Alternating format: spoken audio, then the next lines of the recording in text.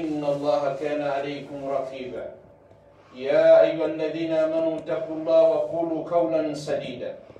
يصلح لكم أعمالكم ويغفر لكم ذنوبكم ومن يطع الله ورسوله فقد فاز فوزا عظيما أما بعد يا عباد الله أوصيكم ونفسي بتقوى الله جل وعلا مو مسبلا تنونا مسميني تنولي كتا الحمد لله مسمينا بيج ما بيرا مو هليرو والله كبيا مو هليرو مو في دما مو بدو ويتميني والله هو ما كوكالا مسبلا كوكو مو جما على جما دا مو على بالكبو جما كان لومبالي كبو على لونلو مما دا مداني جمالون الثاني جمالون بروفة جمالون لا كما ولي جمال masabala mo jimayo na dimoma mo kite bala susu kalondi ala kabya mizani nyimala mo yala okamwe alhamdulillah summa alhamdulillah mo wi somo damina wallahi mo fali ko fambe dafan mo ko kamona sa mo wula kamolo doliye ulu masa awuli la karlo ala nko sutimi mino mo ni do na bisu sutimi musuno kala ulu makuno ko ulu eta masabala soro wallahi nuna ruta lun salumina kamulo benje alaw kamwe wallahi masaba ni moka kasi ala ni mosi masabala masaka ni fanga malere masa fanga belanti mi wadia ewe kala abi le mina lo mina betina mai ngala ka fa fakesa imnani midoro cela kumalo moya alayhi salatu wassalam kutina bawe sila akete kaloni la babo ule kwa dine du ko kaya o kala utu brandi ul beteti yeri da miadi ne kono kwa lu kanu dila mo ma fele 2020 ala bana ni mafiri on est 28 ba 29 mo ba de mache kala teke mo ga go professeur Musa Konde o gatime mo wa ni te mani kotuno Dr. Usman Kuruma Usman Duple wallahi ala fana wa kifa ma biya wala patin masabala bale ule ndika kwana kama mumi ka kwana tafsiru no wallahi fonjewe atika kwana tafsiru Usman Duple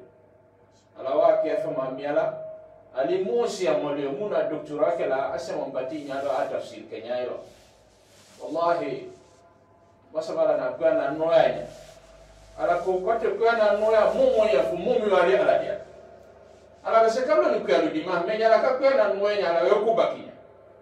afana ngute kwana brala mo jisukuno okolo ikwana dusi mafo iwe ya ala nya masabala ana tabala mika ala kumakana we dia ala kata bia miza ni nyimala nya ka uli kwana loba uli dia ala kiamaluna ala okanya ala ka ko kiamalo shefito na wallahi ana dia mumu ya ka kwana di muluma urtina tia shofe bala wulo kama so ala arshi fanu liye ala kede lulembi la wuno VIP moda bi na tete na ala fana ko VIP fana ni teno le kia mauli lo na ko masabala kala tabia VIP group wulo ndi ala lawo kanya alhamdulillah summa alhamdulillah mo masaba wala tanona masabina ale minala kanuna rutwe nuna alu fana talon sa lumina masabala kamo limania misho limina ima lao kamwe alhamdulillah wallahi motiba ala balkabola masa wale ka kuma dinamini mwanya ni moga muslima ya minyani ni ala beta mo besaba kuma sabati ala lele ndi ala kala mo besawa malao kamwe na mira mo dula kala mo ke sabati le tunaka sabati le kama so sabati ala lele yeleka ke sabati le makota ala lautu ya taraila ala imbesa wa ma imiko ala kinya melewe ka sabati okolo yoka kokoko ya peso ala kawala moya amli insani ma tamanna weka moni mi suratu najm kono weka tama de kono weka fefe kono ala odi mata no itese afa ate kate ekede sere la beniba ewe sere iseru ko utufo ni ala ni jima fa di ala kala mo jima fa la o kemo alhamdulillah masaba weka ko mo mo dinamenya yine kila hadisi de alayhi salatu wassalam hadisi sunimba ma hakuma bokadana tibi kila ka mo alayhi salatu wassalam فمن رأى منكم منكرا فليغيره بيده فإن لم يستطع فبلسانه وإن لم يستطع فبالقلب وذلك أضعف الإيمان. نفو hadisi ya mbango ga kwa mu kono ko hadisi no yani katimi kwa na ko ga femvia obele guyani hadisi ya gbere katna timi adama de nduriye kuna hadisi wonya ina ko male wala ko tilane ka alayhi salatu wassalam ko nyika ibadenye dayo dialo dayo mi beninde inyala e ko de kala mi beninde ikaye bolode ika kafu yala bafo ika mofu miake elewa kafu dayo mi ala islam ya dayo te beni noma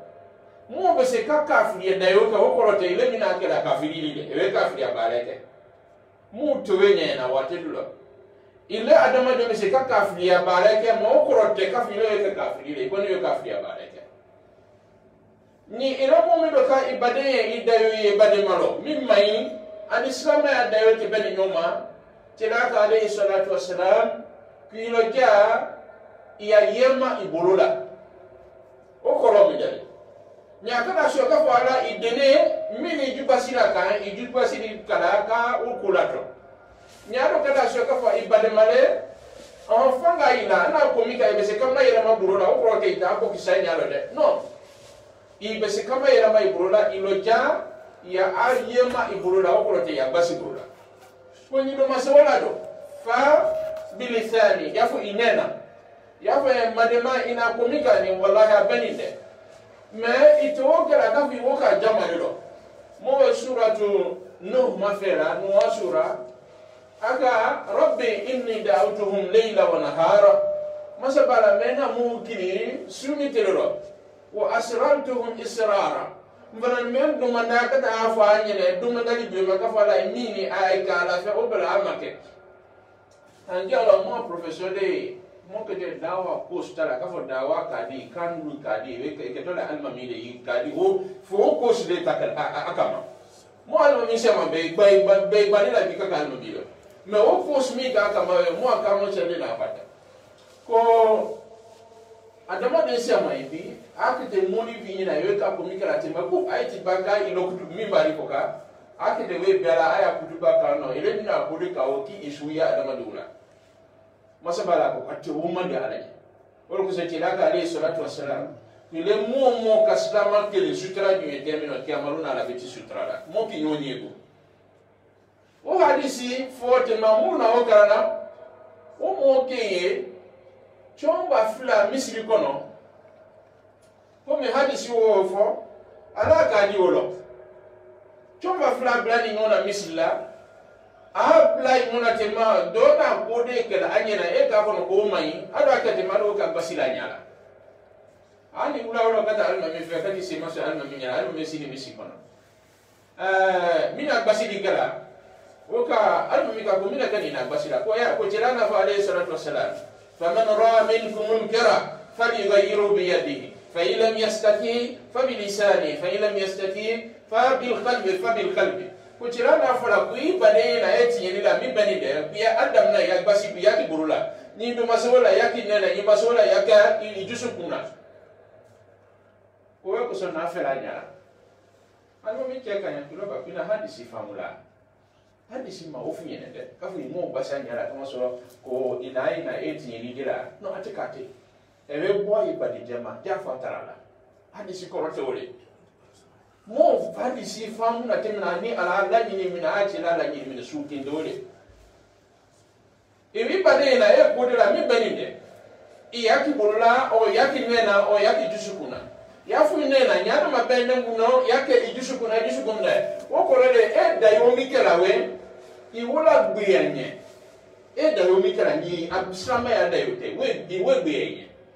me o kolo ja legu yere ka ni gbiyanye mo da yo se ka gbe mo ya woni ati mo gbe ya ni wote suki mo be ni ka o fa mo ma dinalo wallahi so ado gadi fo ni je islam ma fo ni je wa ye bia wa bia afo mu no ka fa la sunna ya we dia le ka dinati ale hadisi ki bisa sabula awe bo kenema abade musu we na bu na abade musu tv ma fela alanya ulu filmu ma fela ko filmu haram ya na do ko ka TV tale te maka TV taka abodula ka TV te ana television te la welo afana ni welo e tomba na bale la ka se television mi fe ka sa kana bia kuna tomba ka mi na ko na television te la aka kumva na ni mu se la ay television filmu de maka ma fela filmu bendete na mona ma welo ka television taka te kama so jela na fola ko mu ya ko dila nya beni de yaki bulula mbulo do fanga na tambula ulo kati afado kale mna kisi yako kakabasi damia afana basi damia kwa television te foni je dinama famu ngade ni akadana tuma afa makaju basi ala na fa ko aka ko ahadu kolomide biladi kawa felembate la biladi sisiba wate bina niwe kafidu uburo aya makatro wota fo minga ne ahadu alla kane wale jahadile lawe kama soro afa maka jubasi aletna jahadi kole kala kuma afa maka basi avec sia nya ka afa ka basi akaka sa femina fa ahadu atata dali jina kono hadisi famu bali ya sabula afa mainga ya fa ahadu ko minere kono ko biladi tafale ahadu ata maka tro watina ile do mani katro ko yala sa ile na TV mitira imabala ukawala ina hadisi famu atina tifamu mo dina dino lebi wallahi Mose ni nyon lebo kala watebla ka adjectif de di nyoma islam ya di nominale tole wallahi ma fa mo islam appela ka funa mo ma di na menya yi ni mo ka nya ni wallahi bilata rabite hina mola ma fo ka ba ma fo ko tuma dinami ni mo nya ni sa ala ta mo ma de nu islam ami ni bi situ na fa ngolanga mu ni masabara ko mo mo di na nya ni mo bani mo ye islam ya lo mo ye ko islam ya lo to sotene na bare mi ka mo la e mo sra ko ya mo dinanya ni ma mo dinanya no islam ya e islam ma me ye kemela lu nyongo ka mulu mata manda sala anya jele ma ka fa ay suratu fatiha fo yo tilana fa ka beni ka fo temina wallahi bidatira ajamu mi shaytano kirado ka mo ya alayhi salatu wassalam ele mo ni kisiri ya fatia maben ya sidi bendele ya sa mo lo jaka o alis ka o struggle do ka mo ba na go sala male mo le fa wailu lil musallina bado si bawnya alladhina hum an salati sawun mulu nyina la sieko nyina binewe adele ka fala mo feta ya se sura o control kala e fatim na ba bene wallahi mo dinanya nyine bebeke sa mo batumika alamina seboa lo wallahi itabe amisira kiko siko tutu ya fatia beninde tayya beninde me mo bani moto wonya nyina sama wa moti jumo mo dinanya nyina sama sabala mo batu mina femito sai ado mo ko su anitele ni mo bad dinanya nyina sama bale ni ka ala kafe wallahi mo bale bitika jila keke bale wo minele i sebelila jiko ka innote ina wallahi amumo lo jamu mo dina famu sala hina mora wo hadisi ke me safa na ka fala buto nyaine da dina mi ate nyaine fo fonije awa badi muso ya ko nyana timito badi muso we ko nyafani bi aka na anyimala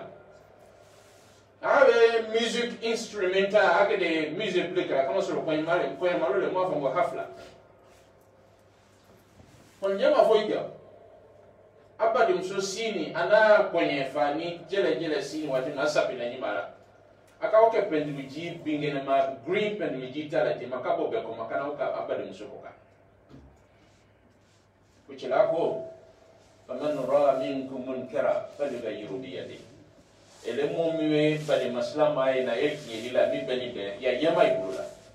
so akana ka bali muso adilo tiyen to kama so hadisi kile mesa sabula waleke da abadi muswafu nyaka pedruka koka wala ka wedi mo gunya mindewe do tina music play kala ni music de ma play kala ale nyala we pere ile so kada so we janga taleke mo dina tinolebe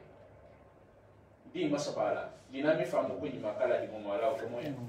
mo kata ke ka fokia maluna mo ke de bale mu kala ala ta ke haba al mansura kata ila siekala fi me abere i register ke meleka bro me para imu register ken Valeri Tahala yota masabala shana ko fuita Valeri Tahala atako wallahi mo fara bala shugo kala mo do ite se bala kala ka fo e nyimaya ala mina ma fo ibade mi kay yallo e ka temina yo wata na tina 2020 a program betewele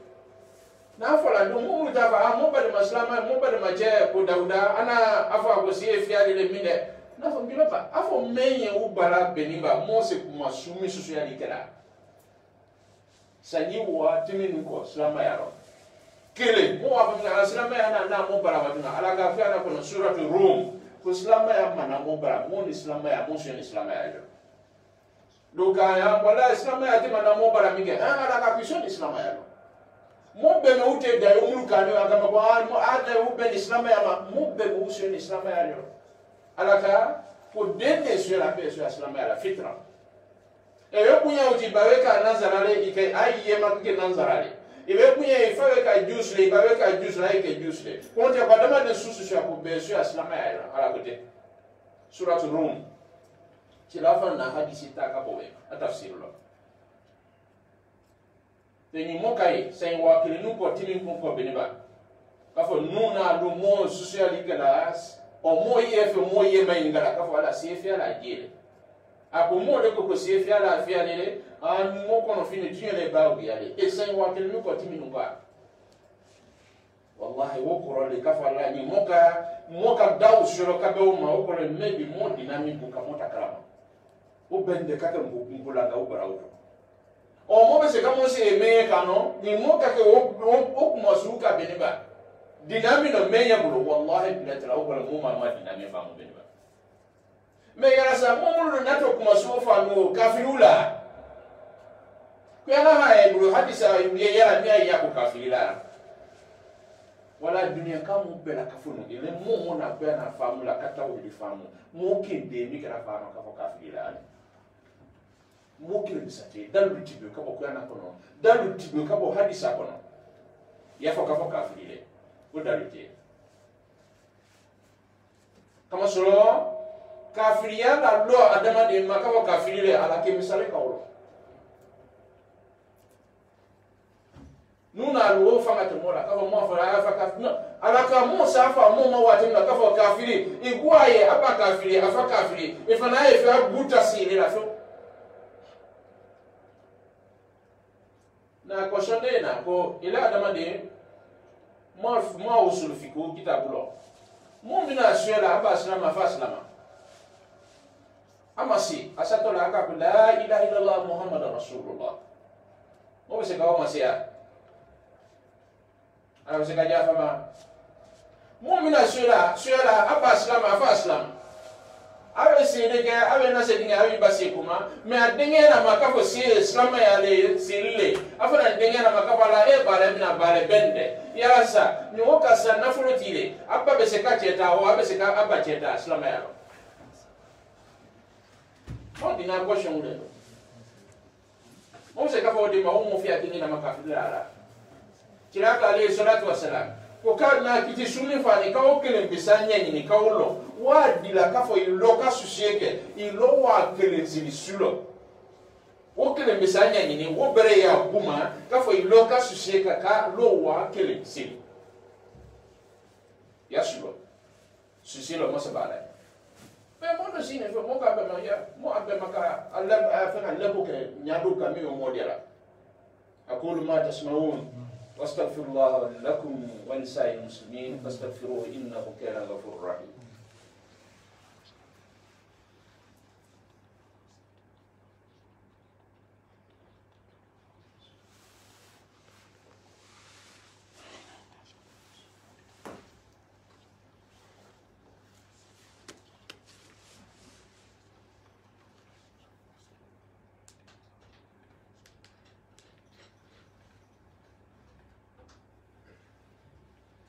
الحمد لله رب العالمين ثم الصلاة والسلام على رسول الله اللهم صل على محمد وعلى محمد وسلم سلامو مودنا فامو سلام يا فامي توكو شريعة أني سلام يا فامي توكو عقيدة مو ديفرنسيلو على إني مو بسكافو نيونغو شريعة فانوني يوكلا c'est fana sila eweka sieko tala doa funga nika ake kelingilene ebe se kake fia kake sawa sawa le problem te adoka no kelingile fla o kelingile mo mota ka misi kona yatimnani sieko tamoni dele eweka sieka fo ikede ikamakela ewe selibe lo alma miwe ba agudu kede sillola alma me se makila sil kolotaka timna amodi kinewe modi nanile amaoye beniba sil kolota modi nanile do wana omo nikinga misi kona yalo na nyumo malo wallahi blatra do gidi wi akika koka ko kwa be bala uke kada sio secret mo ni nani ne de sharia lo ini mo be se ka fu nyongo lo be attaque la problème te mais mitani bena akida minelo mo dina tawhidu sini mingo ka wole to so mo fa akida ka fo mo makafiri ka mo yisi adinga mino kafiri o ko se ni wala te bela ka fo minyene e be mo ka fo nesi ya makafiri ka ne mako kafiri ebe sa bini su masira kama so niko da mushiriku lela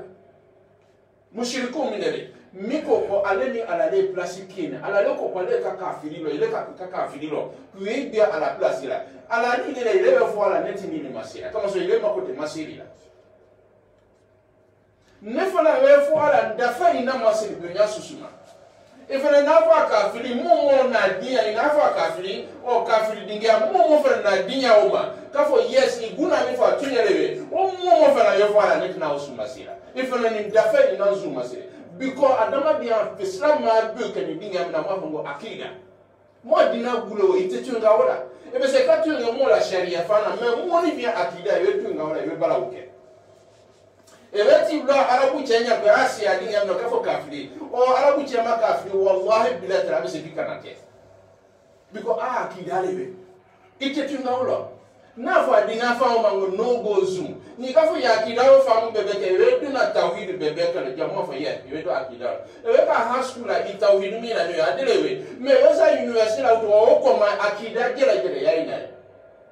mo tetunga dama de akida la dunya susuma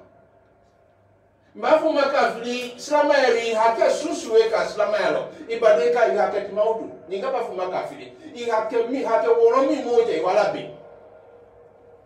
ikajifa ikaketeto alaka ko ihake tima kama so ikade mako kafiri ililo ala plasila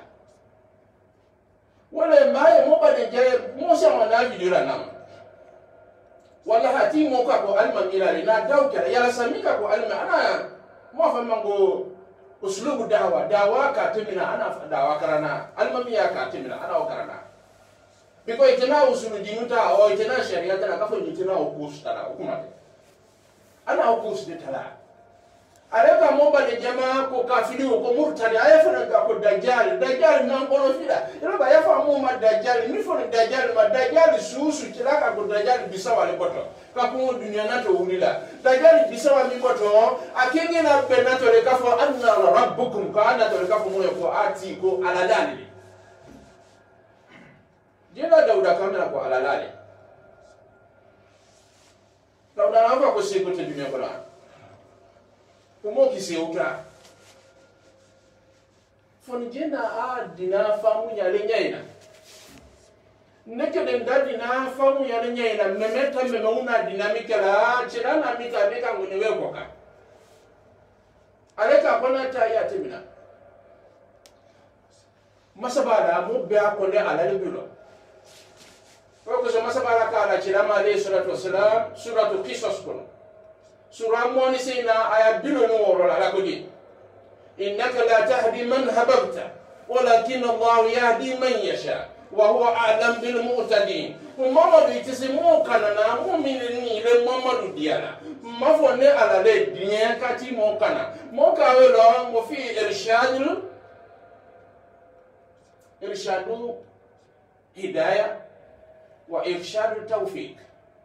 وهيا منوي على كدي irshadu tawfiq kamoni mi kana kabe saba ma ala ka wote tilabiro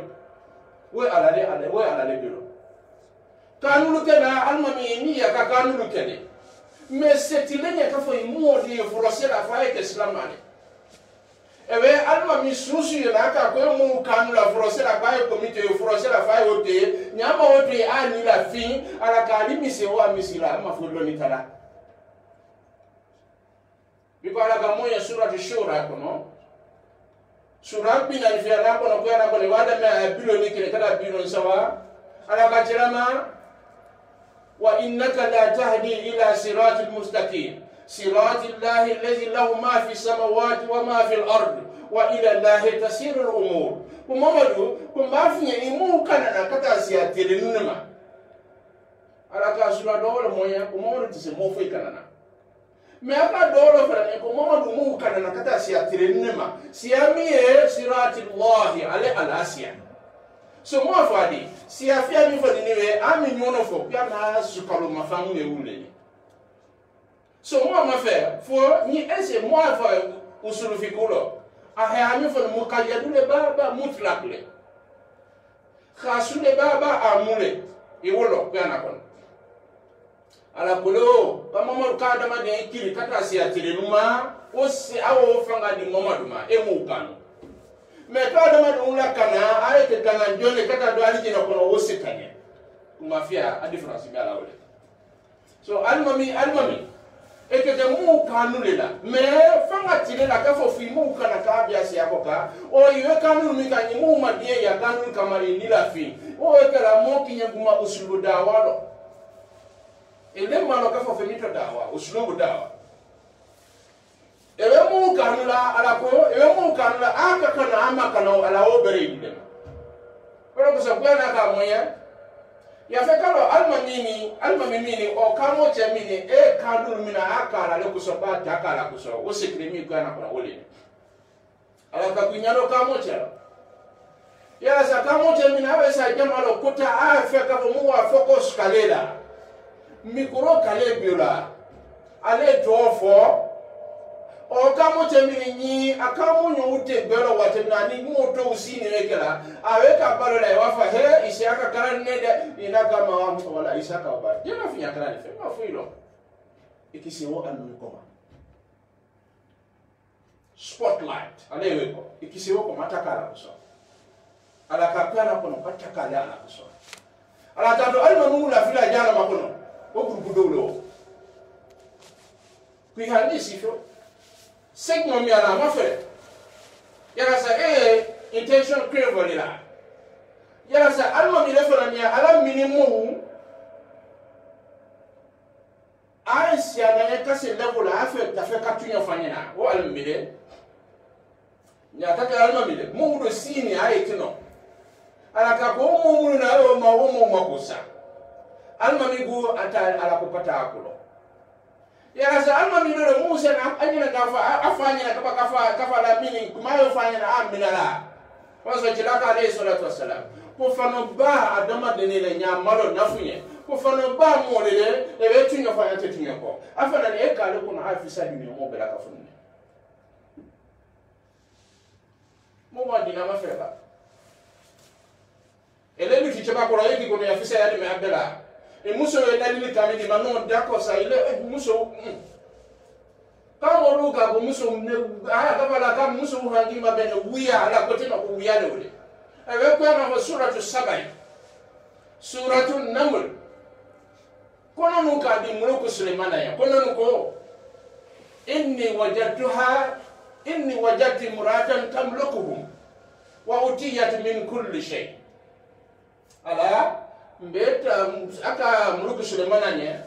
mulku Sulemana ndunundi madalu lala na tara kata sunela fa sabai yaman ne sabai de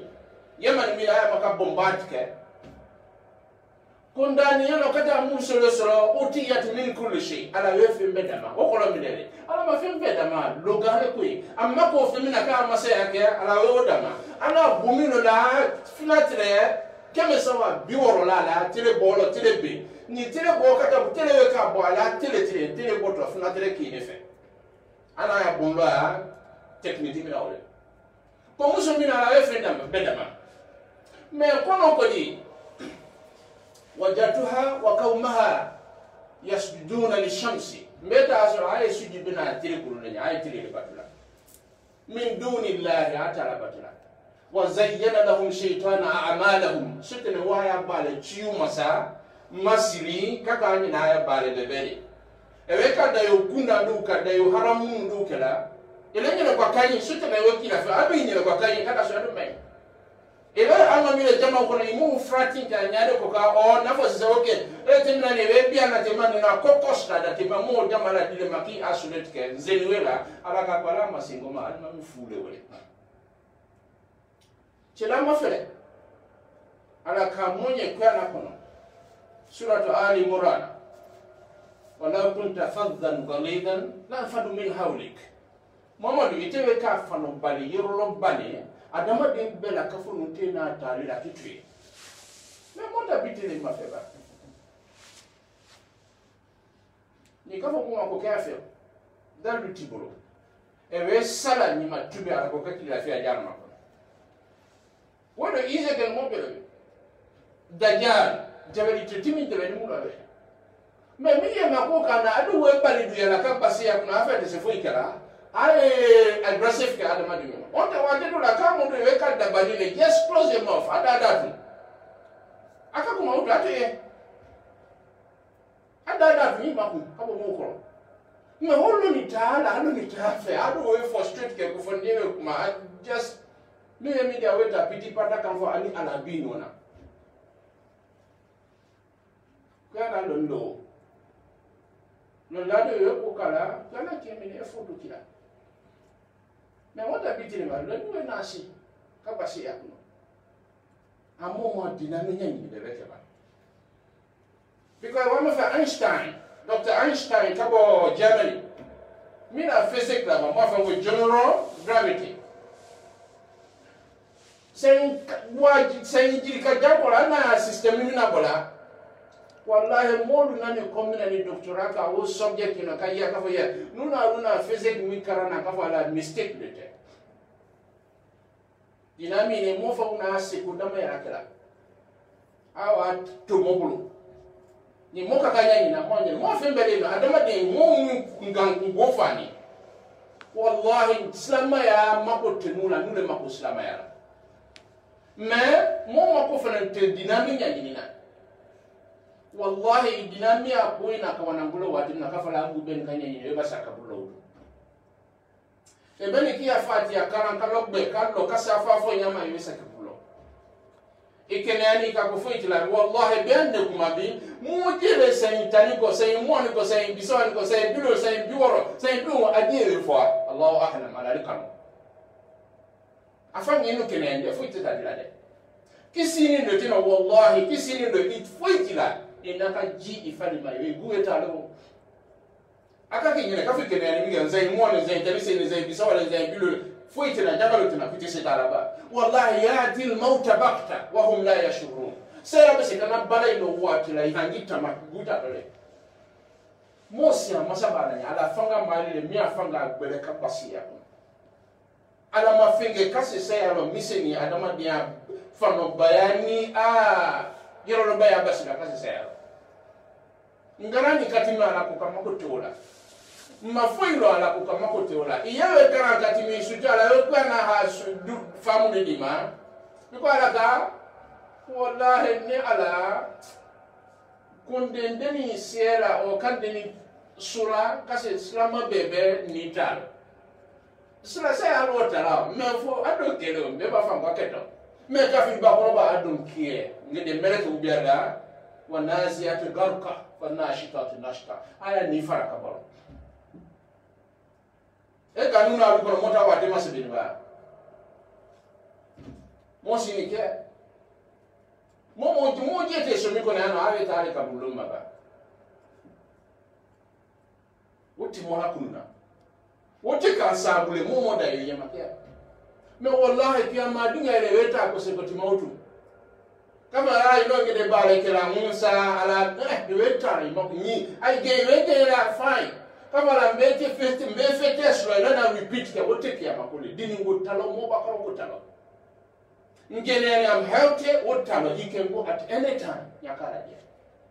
kama so mo na rubbe boni sumo lo pia ni ala ka mo ko suratu Zumar kono sura bisa wan kono na aya bina na bina ke bina ni fla ko mo be fo ale la sura yo sunora awe bala e mora kunu nyakale ala dia awe mora kunu ni mo we na kamo mo ke bitire kala mo ni do we kunu ni wallahi wulu te na fiti sura okumate wulu buta tamba da sani fiti si wati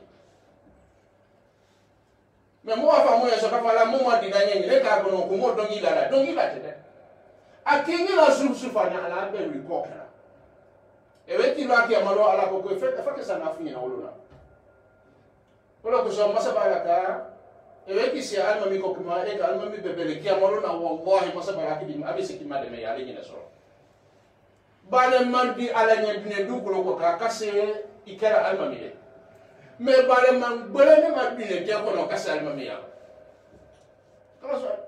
muta se o drink tabulo ali kala so ka fina usulu din ne kala ila usulu din ke politique fe via wulu fia wulu mo ko matana me masabala fanga ko kana do afa ki de mi ka frosela ki de weka wore lake wonna tawa sama ka bi mai makki ake ko jukira ala ko kitela amo ma dinanye ni ewe isi la mo kuma mumi ya dina sabati na la ko sabula wallahi ali afati akati nyala bisaka ribeke kama so mumi ni na mo fe ba mo da so mo ko na third grade fifth grade sixth grade student mo ka be mo alma do sura kema wor aya kema wor ko yana ko no o be sharia luwale o be kando be basali na fiye ba alma hadi sawa mo wa tanino le ben kawlo be ba sharia be mai na ta faye. The motor be we just turn around up and down. Well, so wallahi barati ka nesi ambara mi ka sa munira. Watembe na propose na muna ilone result me wafa result ko ta masabala sama kan pera dima. Kama sura kumambere ka se kulo ka fa alata adama de ndia si ala lo ile makia maluna ka fo ile le fa ke sa si ale. Ala tafo fakesa mika patasia ile koma ana kata ile do gu yafo yin ala tunyele fenyi tunyele yafo tunyele wafa tunyele ala dinya no problem me wafa ala tunyele o gu mako wesale Allahu akbar kia maluna idu mako wesale so amo ma dinamini wallahi ma nyani sa masabala ta hina mola wala ko so masabala ka monya suratu nisa ikono dinga dida ku yalu mi kamo che wofanga bodi makati ni ibani fakoka rogo sa ne kamo susu wala blambi na kuki sinla ndako ka kama so hayaof musoka na kono ay ka bonne la bidela maso yewe harafu la mo ne kala ko ka fisile sama wa mo jomo ma dinani amu ma fatia la semea ba fanya na shida ta anikele ni fatia kono suratu fatia kono ni kapya na fo fatia shida tanikele mi ni ma yewe fila kino yewe difoke ya siwe nyame ne ndafa ya siri bere yewe tinyede abbe yewe tinyede me abe dese dunia mi ni mota na swela mo mo dina ala kake fatia lele kulu wallahu ahad kula a'udhu bi rabbin nas wulu bete mina mo se mo sieke la kama fa mo lo jamo nyanyi di masabara dina mi famu ku imara di moma masabara mo futi susu kala ndia la kala la jafa kingi na bela kafuna lao kamoya sama kale ni mo ba de jamina la kala ni ko Dr. Usman Dukle mo kada suma se kala sala obere mo ma afana sa pre salima o kafuna mo ba de jade de cinema kono fi ko de akate fi ala mina mo masabala tara sa ala a kono fi fana jabi o jabi masa ala lele ala ko wate de tele jima tele mi kono nya ile mo mi bena uma wallahi ala bitia do jabila ko mo fara ni mo do ke mo badunya kono fiti ala lele mewe ala tara la ibadenye masabala hamina go sono ya masabala mo ke de do mi ka mo bade genya kape ata hamina go man di ala kala ta asono ya ala be atinya ala wakanya masabala kono fiti no kafo masabala se kono fi mi pasila kono fi pasila ala lele kono fi ni hami susha pandi masabala addo ko misimi ko na bi masabala sama kanan nabi ba ti te ya di masabala sama ko tan bi ma masabala di masemi kolo kala o ka a hamina kami basila ala o kanya mo bane susu fara mi ka hami tole masabala mi ta kaki ko na ikafo imafo masabala kala bela kafo ta jabi ala bi ala o kanya selama mo ala tara sunite ala ka ko workon kimbe sami mo be wole mo ala tara susu kala masabala kala mina ala bi ala o kamoya masabara ko ibana le ala tara kuma igbiyanye ko na mo buya ala nya ala mo tawma ko na mo buya ala nya ala mo tawma silama ya ala deme mo de musula dia kala la sabati silama ya dina ko ala o kanye masabara nuna lu mon bu jubbela ka funu kata mo be kali dina dina lo ma dia ala o kamo ya sutena barawna fitna atina ba mo ko me ko ke ese mo la kala mo tawma ala o kamo ya masabala mo si amisi mi kono dia kala baraka ka baraka masakala ala o kemo masabala ala do mo fe ala baraka mo fe ate ka fa wila dane be ni ba ni tu nyelo fa ina ate ka fa wila dane ba 100% ka mo ta mo si amisi kono me masabala le trane ka fa masabala sutra na ni ma lo temiti me mo ko ka mo welo mana no fe bela ka fu ni na to ya na tisira misi mi kono wallahi la masami to ala troya do manda na abumata ala tinila shera masabara kala mola sutra kamo sutra masakala rawo kamo mo na masaki be sare batula masami ka ko titi de mafale ala masabara mo kete o kalma susu fa ndia kata mo kuna dia lo makali jine di mo malawo kamo ala ka ko dunya te sole timizeno diare masabara o fa mo ko malawo di mo dunya anata ba masabara kala mo ta malawo kamo mo mo ba won di ala mo ba de susu chema musumalo asusu e lateke kala la jafa kingina bela ka fumala kanye kala origine dia kingina bela ka fumala kanye masabara nuna ruta ka lumina kala ta dia kala origine di mo bela ka fumala ka moy mo hamini kamendi ala midu mana ni mikene ka abasi pasa ala lele di masabara kala mo duni ke mala nya mululo kala tamabu jabila sa ko ne ala ka moy to akimu la sura